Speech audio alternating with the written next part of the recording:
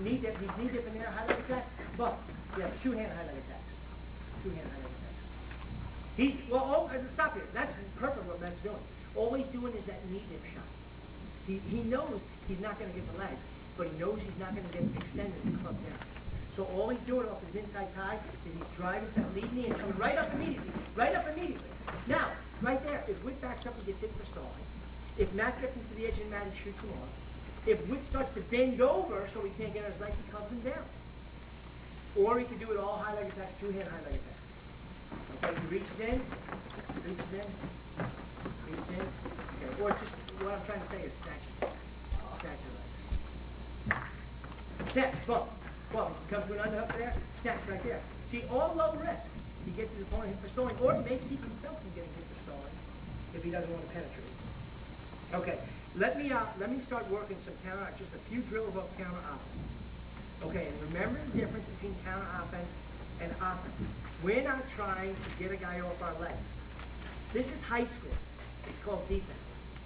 Okay, and not in your best programs, but what I mean by that is the mentality that by all costs do not let him get under your legs. And a lot of times at all costs means violate your stance to get your legs back. Matt's so afraid of leg attack that he bends over so his legs are all the way back. Bend to your last hand. Okay, right there. Now Witt may not be able to get his legs. He doesn't have to. You just up and down. Just bring him down. Okay? You don't want to violate stance for any reason. Okay, secondly, if he gets in on a leg, oh my heavens, I got to get him off my leg. So get him off your leg, get him off your leg, get him off your leg. Well, the bottom line is, good stance and position, you don't want a guy in your leg, and you'll stop it with good stance and position.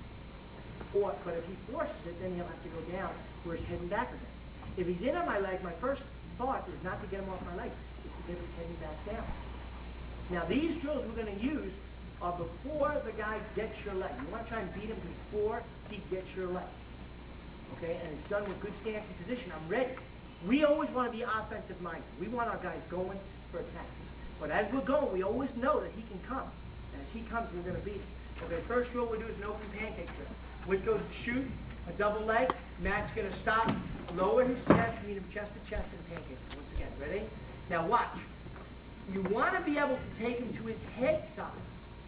Whatever side Witt's on, that's the side he's getting pancaked to. Okay? Stop. Stop. Take a shot before you take him over. That's so quick and powerful. Stop right there. Notice he lowered his level. He's chest to chest. The head side leg, Matt stepped back just a little bit. The head side leg, he hooks and pulls his arm. The other arm, a short arm, he pancakes. Boom. Pancakes. Now watch. Take him the wrong way. And if you are a dominant pancake in one way, you can do this. But no, you still took him the right way. He just went the other side. Okay? Watch. Stop. Now, I'm not saying this can't be done. If you're a dominant pancake, you can do this.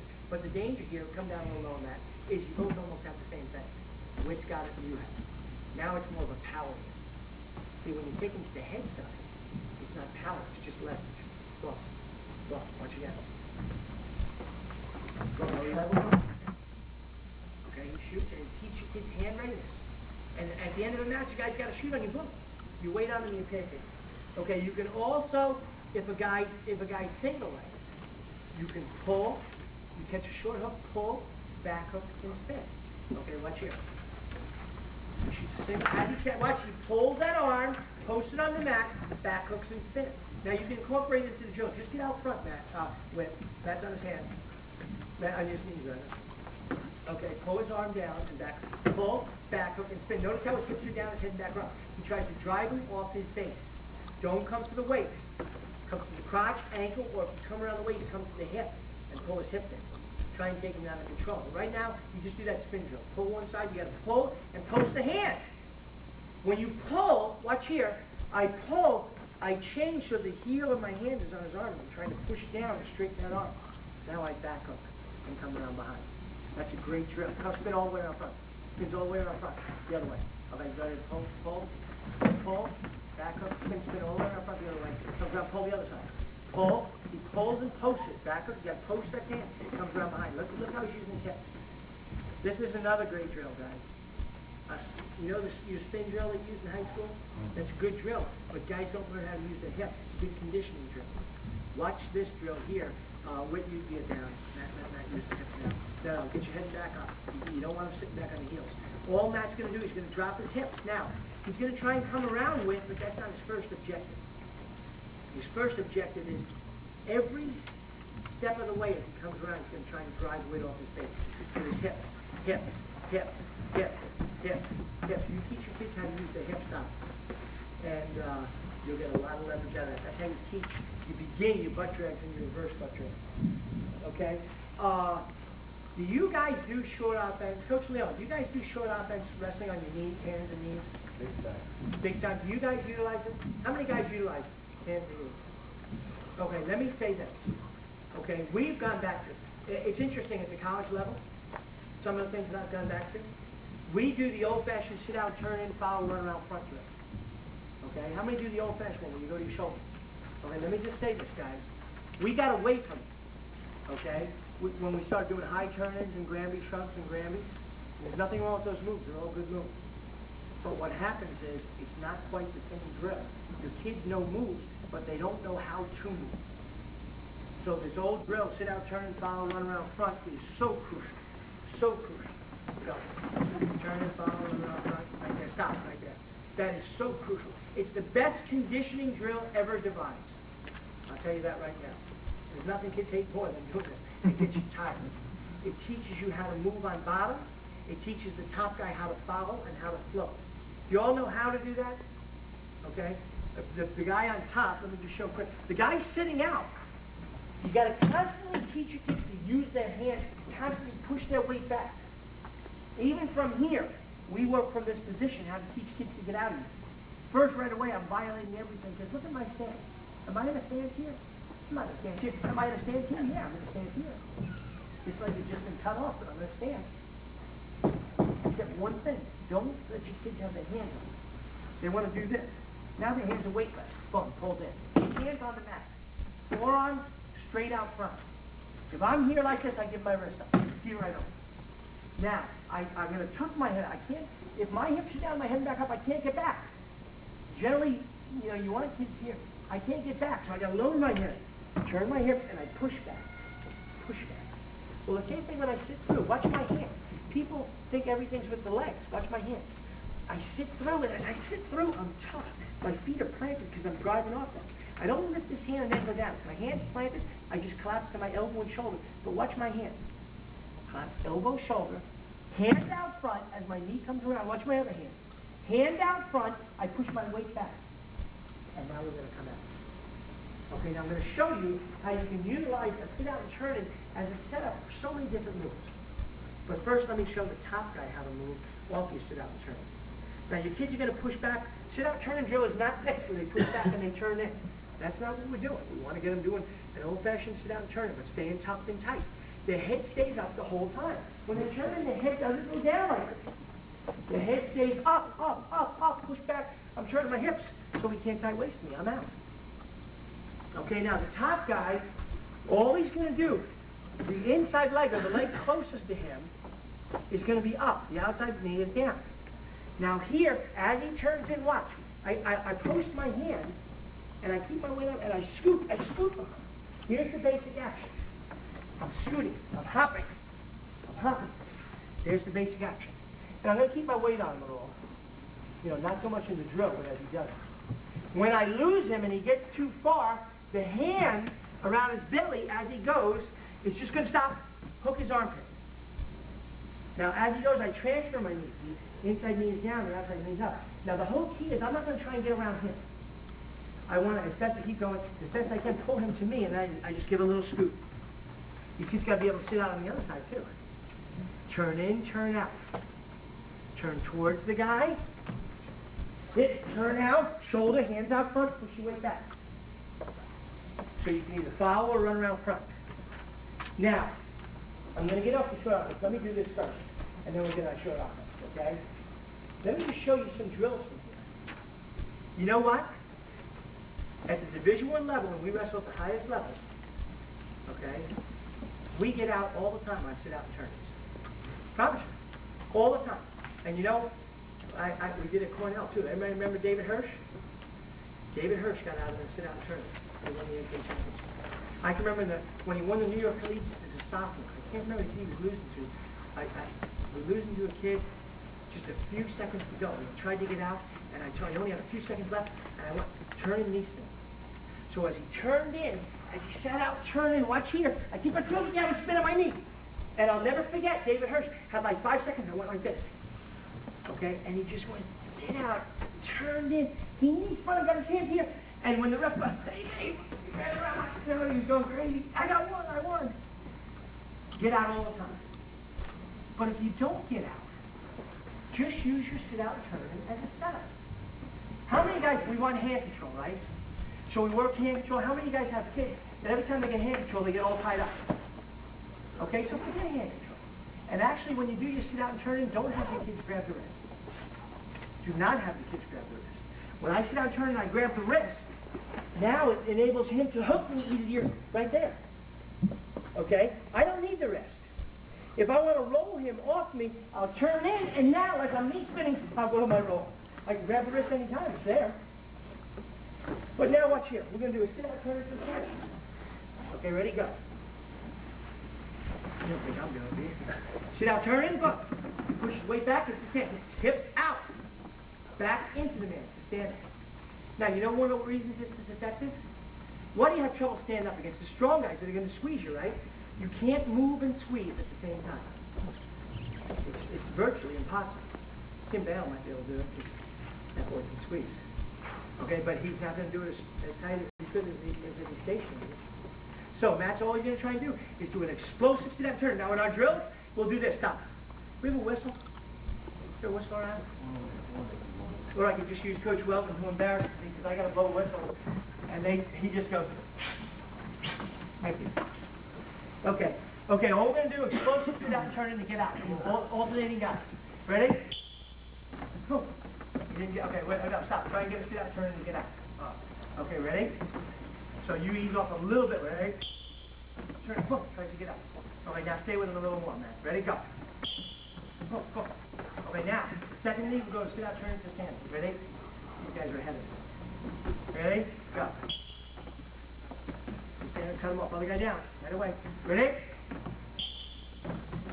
Use this to stand. Ready? Okay, this time sit-out turn, coach. Way back when we used to teach, you do 3, 4, 5 sit-out turns until you get it. You do it or not? No, you can do that. If you got a guy who's real good at sit-out and turning, he can put a couple together, but then you got to gauge, is it working for you? If it's working for you, stay with it. If it's not, then put your sit-out and turn into it with something else. Generally, I'm thinking if I don't get out in the first or second one, we're going to move to something else. Okay? Changeover. Okay, changeover is a great move, and I'm going to show you 2 different changeovers. You get a guy who's real strong. Michael Leitner, Bo Manus, other 125 pounder, they are so strong and tight. And they do it, I don't like the way they do tight weights, because they do a deep weight, stand up your man. I don't like to be deep weights, they do this. I don't like that, because that's a long arm. To me, that you can get in trouble getting switched and rolled, and stuff, wrong arm rolled. But you know what? They're successful with it, so I can care less. I don't care what a guy does if he's successful with it against the best guy. I'm not going to try and change that. We had a kid when I coached at West Point, Danny Semmel. He went to the NCAA finals. You know his 2 biggest moves? A switch on bottom. He switched everybody. Okay? And here was his big move. Fireman's carry, and if he didn't get it, he'd be here. He'd fireman's carry, if he didn't pull your leg back. If he didn't get it, the old Syracuse come around behind. I first saw him, I was like, give me a break. It worked. Because he was so tight on that, he used to take everybody down. Let him do it. The only thing you got to guard against is the kids that does the goofy move, because you can get it against the guys that aren't that good, but you can't get it against the better guys. There are guys that can get goofy things. Bo Manus, I'm trying to get him to get back to this. He has a high crotch, and I don't know why it's called a high crotch, but he was shooting a shot when he first came in, and he would be here, and he'd shoot his high crotch here, and 10 on the outside. And I can't even do it. And it's the stupidest, it's the most idiotic thing. And I said, Bo, I don't think that's going to work. And then he took, I just fooled around and I don't do much. But he got me, then he got Danny Fields with it. And he's getting away from it because we do a different high crotch and it's not in keeping with what we do. I don't want him to get away from it. Go back and drill that move. He's excellent with it. Okay, so it doesn't matter as long as it's effective. So that's back to that point. Now, here's your changeover. On a changeover, I'll get a couple more. The guys on one side, what I'm going to do is the changeover is very similar to a switch as you start. Okay, you bring the hand across, you lift the outside knee. Now on a switch, always teach your kids to put their hand in the pocket and check their wallet. Because then when they sit through that far hip, that arm's in there for a switch. Most of your kids, when they do a switch, they're out here, right, and they try, oh, get that arm in there, get that arm in there. If they just do this, it'll help them. Boom, right here. It's right in there. Okay, a changeover is similar. I bring my hand across and my outside knee up. Now from here, watch. I'm going to sit through and go all the way to my far hip, and I'm going to slap the mat with my wallet hand. Okay? I sit and, wait, do me a favor, move that chair over for Coach Leon. He's probably looking, peering around the chair. Okay, watch here. I sit, and I do two things as I sit. Slap the mat, boom, and I throw a punch. Hold that arm. I throw a punch with this hand. Now, against your real good tight waist guys, this is so important that you get these. See them on the far hip? You see how my hips are turned? If your kids go square, those best guys, I don't care, they're going to take them right there and tie them up front. I've got to have my weight on my far hip, with my hips turned, and watch one little thing. My knees turned in. If I'm here, he can chop me. If I'm here, take me over. Can't take me there. And if he really does, really take me there, see if he gets all the way next, then I'll go with it, and I'll be out. Now, from this position here, all we're going to do is this. Hand on the mat. I'm going to cross my lead knee under. I don't want to step over. You kids are going to want to do this. It's too easy for them to follow. I want to cross this knee under. As I cross it, I get my back up. My back is up here. He can hit. What he can do, he drive me forward. I drop my base under. I come up. Two hands, turn this way. Two hands to one hand and get rid of it. I'm out. I build my back up. So by myself. 1, 2, and here, back up. Okay, changeovers. They're one-man, continuous changeovers on the whistle. Okay? When you say ready, they get down to referee's position. Ready? Ready? Nope. Wait. Oh, over here. No. One man. Stand there, same time. Ready? Ready? Ready? Back up into them, but keep your back, try and stay perpendicular to them. Okay, so now all we're going to do is sit out, turn, and change over. Ready? Change over, back up into him. Start. See how he's hunched in the back? He's built his back up strong. His knees turned in. Where is Matt now? He's in the stance. You guys want to do this. My guys want to do this. This isn't a stance. This is a stance. Okay? Good balance, good position. You can sit out, turn, and switch. Okay, sit out, turn, and switch. Bump. Switches. You can sit out, turn, and roll.